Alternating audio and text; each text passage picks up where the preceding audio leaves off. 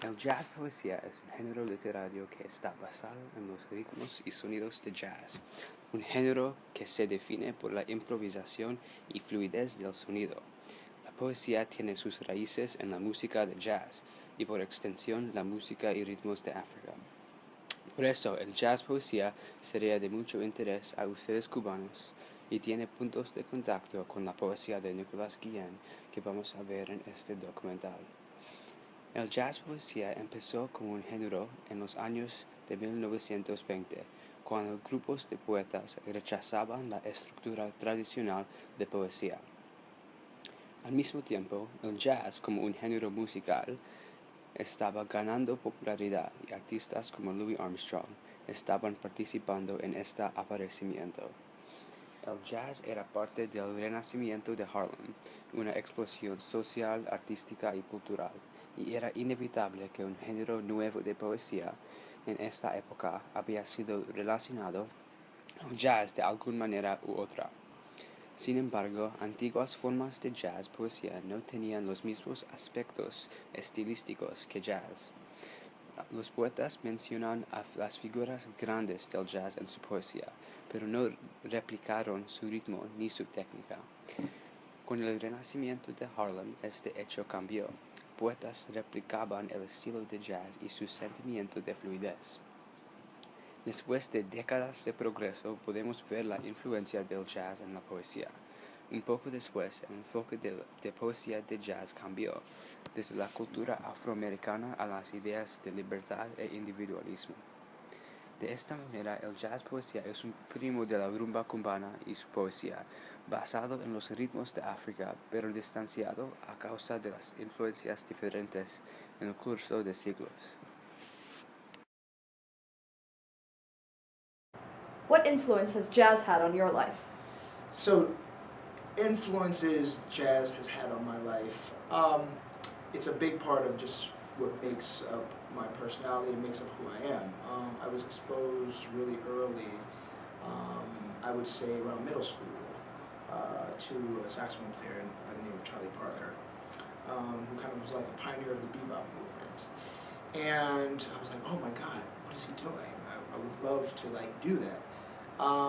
So that was just a big influence, and I think just in general, like hearing music around the house when I was young, even though it wasn't jazz specific, after hearing Charlie Parker, I started understanding and being told and by my band directors and my teachers coming up, like, there's a connection here, you know, so I was listening to the Earth, Wind, and Fire and a lot of soul music, but realizing like, oh, there's a connection because there was all these horns that were used in like a lot of the 60s Motown and things like that. But jazz, when I kind of came into it, it was something that was really like, you know, ambiguous, but until I started asking questions. And so it's a big part of like, you know, what made me to, you know, choose the career I chose, and I just kind of fell into it. But you know, being exposed to Charlie Parker and then listening to singers like Ella Fitzgerald and Sarah Vaughan, you know, was a big influence. You know, even listening to a lot of the gospel singers was something that, you know, realizing that, wow, jazz is influenced by blues, this is influenced by gospel, and so that actually kind of made up who I was, kind of like going to church when I was a young person. I guess I'm still young, so.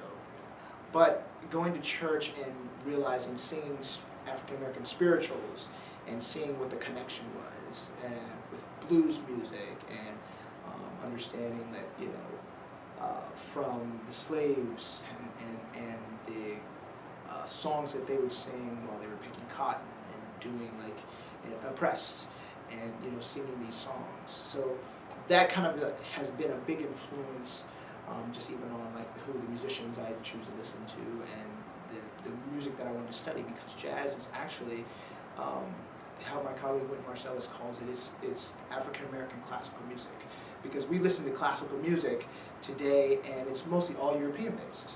And jazz is, outside of just being African American classical music,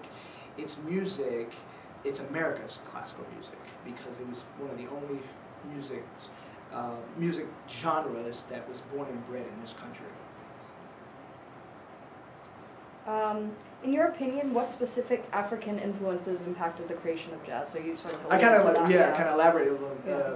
Blues, or I guess let's just start from just gospel, and this comes from the call and response that happened in the slave fields.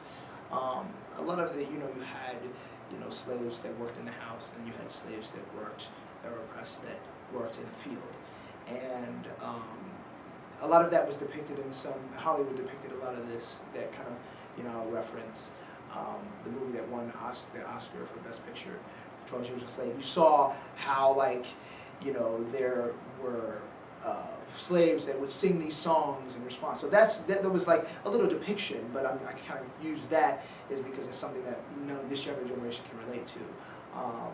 But you would have the slaves working in the field and being beaten and oppressed, and realizing that, wow, what's going to make us kind of have this time go past? So they would call out and start singing these songs, and they turned to Christianity and things like that to kind of help them get through that time. So from call and response to blues to gospel music to African American spirituals that were sung in the church were all a big influence on jazz music. Okay. Can you speak about the influence that the Harlem Renaissance and Langston Hughes had on the jazz movement? Yeah. So the Harlem Renaissance was a culture time. Started around shortly after the First World War, around 1918. And it kind of went into the late 20s, just before the start of the Big Band movement in the 30s. It was a culture time in Harlem, and you had great poets, musicians, actors, dancers that kind of made up this area in the northern part of the island of Manhattan. And those people kind of had this camaraderie after slavery kind of had dissipated in the abolishment, post-Civil War, and they found this niche culturally. We can actually kind of be creative, and everyone seemed to migrate towards the northern part of Manhattan. And this culture, kind of you had people, poets and writers like Langston Hughes, who had a chance later to study. His parents really wanted him to go to Columbia, but he chose Lincoln. And you had this, he was a wonderful writer, and had an opportunity to kind of start dealing with poetry from the music that he heard. Because at that time, you had new music being influenced, like the stride piano was kind of like a new form of the jazz, and with musicians such as Fats Waller. You had James P. Johnson, you had Duke Ellington, Jelly Roll Morton. All these musicians that were playing stride piano would have an opportunity to influence, the writing of Langston Hughes. So he had an opportunity to start writing jazz poetry from rhythms and music that he had heard. So that's kind of basically where his influence came from. So have you ever heard of jazz poetry, and if so, have you ever performed it or studied it, and what does it mean to you? So I have heard it. Studied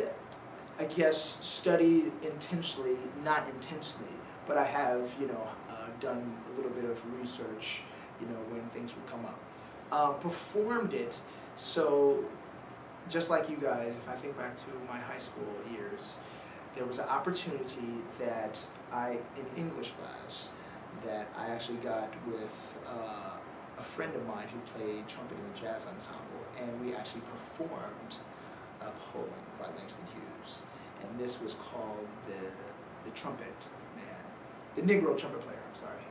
So he would play, and I would recite. So it was almost like this big dramatization that we actually did. So I guess starting from high school, I had an opportunity to perform and do something that looked dealing with jazz poetry. And I've had the opportunity, there's a club in the Lower East Side called New Eurekan Poets Cafe, where they've had some poets will actually come on stage and do some performances.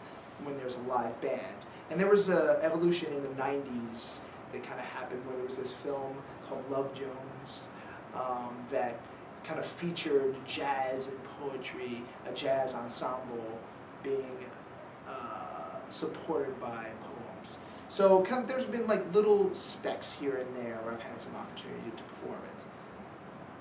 Al principio del siglo XX en la cultura occidental, no había mucho respeto para las formas de arte que no eran escritos.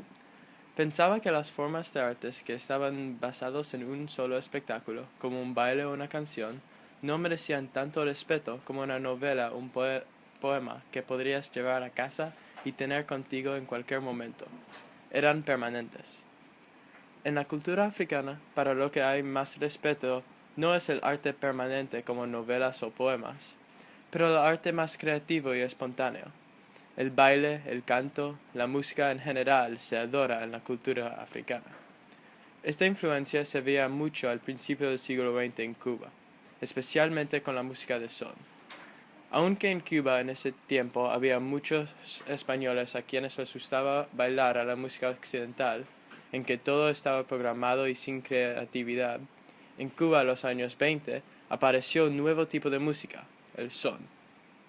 El son cubano tenía muchas influencias de la música tradicional y occidental, pero lo que era tan revolucionario es que también tenía muchos aspectos africanos. Esta mezcla de culturas que apareció en Cuba al principio del siglo XX, entre la cultura sin improvisación y permanente que vino de los países occidentales, y la cultura con aspectos creativos y más efímeros de la cultura africana, era uno de los primeros ejemplos de la influencia africana en la cultura occidental. Este cambio se ve algunos años después del son con el poeta afroamericano Langston Hughes.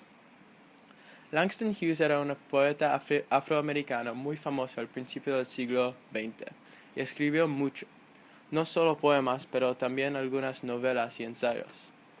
Al principio de su carrera, Hughes frecuentemente escribió sobre temas relacionados a afroamericanos, pero todavía escribió lo que era aceptado y respetado en la cultura de los Estados Unidos occidental, lo que era permanente, poemas y novelas. Sin embargo, cuando ya era famoso y tuvo casi 40 años, empezó a dejar que su cultura africana influya su trabajo en una manera más profunda que solo tener un tema afroamericano. Con la cultura africana en su mente, Langston Hughes, junto con algunos otros poetas afroamericanos, creó el jazz poesía, el primer género de arte que mezcló el arte permanente de la cultura occidental, poemas, con el arte africano y espontáneo, la música. De esta manera, Hughes podría asociarse no solo con la comunidad occidental o la comunidad africana, pero las dos a la misma vez.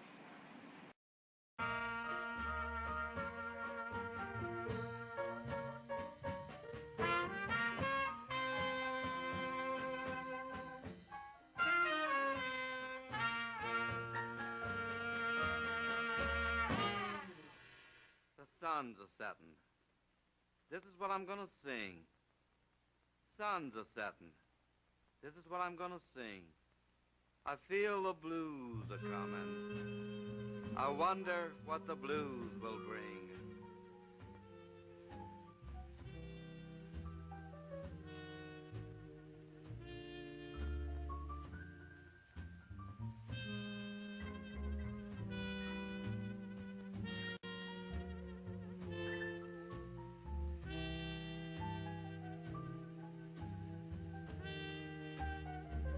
Drone in a drowsy, syncopated tune, rocking back and forth to a mellow croon.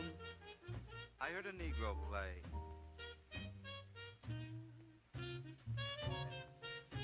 Down on Lenox Avenue the other night, by the pale, dull pallor of a one-bulb light, he did a lazy sway. He did a lazy sway to the tune of those weary blues.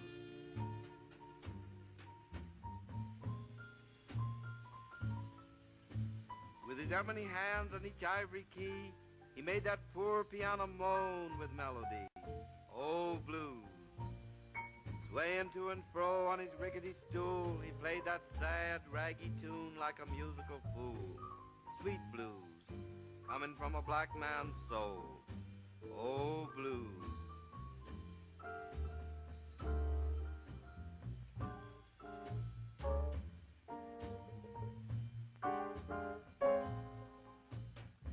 In a deep song voice with a melancholy tone, I heard that Negro sing, that old piano moan.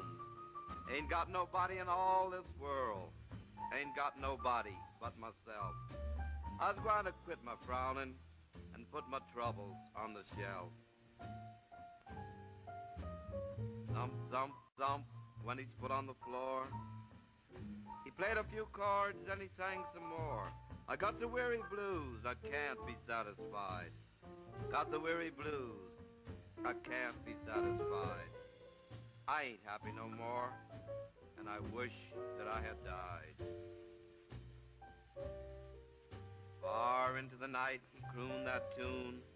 The stars went out, and so did the moon. The singer stopped playing and went to bed, while the weary blues echoed through his head. He slept like a rock, or a man that's dead.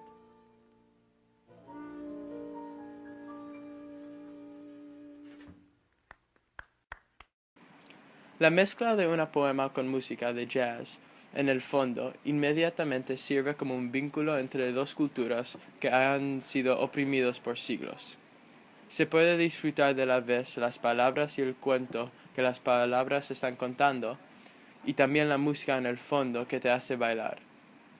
En esta representación de The Weary Blues, también puedes ver la dinámica que Hughes intentó crear entre el jazz y la poesía. No es que el jazz está completamente separado de la poesía, sino que Hughes está sentado enfrente leyendo el poema, y el jazz está solo un poco detrás de él. Una relación que demuestre unidad, la misma unidad que el jazz poesía lleva a la cultura occidental y la cultura africana. Nicolás Guillén era un poeta cubano de la protesta social y un líder del movimiento afrocubano al final de los años 1920. Era un representante de la poesía negrista de su país.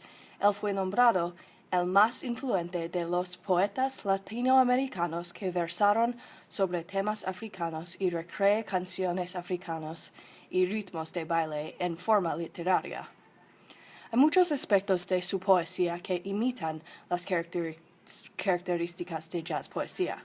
El jazz poesía se define como un tipo de jazz que tiene ritmo como el jazz normal, pero con un aspecto de improvisación. Y esta definición está demostrada en el trabajo de Guillén. La poesía rumba de Nicolás Guillén explora los aspectos artísticos de la música y del baile rumba. Él describe con mucho detalle los aspectos físicos y metafóricos de la rumba. Él también incluye aspectos positivos y negativos sobre la rumba, como la belleza del aspecto comunitario, pero también el racismo hacia los rumberos. Muchos aspectos de este poema rumba imitan las características de jazz poesía. Los paralelos entre su estilo y el estilo de un cantante eran muy evidentes. Primero, hay un ritmo muy claro en su poesía con las frases, las pausas y las estrofas. Si lo lees en voz alta, su poema suena como si había un ritmo perteneciente en el fondo.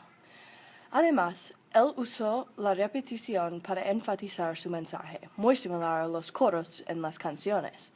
Algo muy interesante era que la poesía puede ser visto como una forma de música, toma la forma de una canción en sí mismo. En su poema Velorio de Papa Montero, usó una forma y un estilo muy diferente, pero muy similar a una canción, pero en una manera diferente. Usó las estrofas largas y densas para comunicar un mensaje, pero de la misma manera incorporó muchos aspectos similares a la jazz poesía. Se repitan algunas líneas muchas veces, como ahora sí que te rompieron, Papa Montero. Analizo los mismos temas como la injusticia racial a los negros, relacionado a su trabajo de avanzar los problemas raciales en su literatura.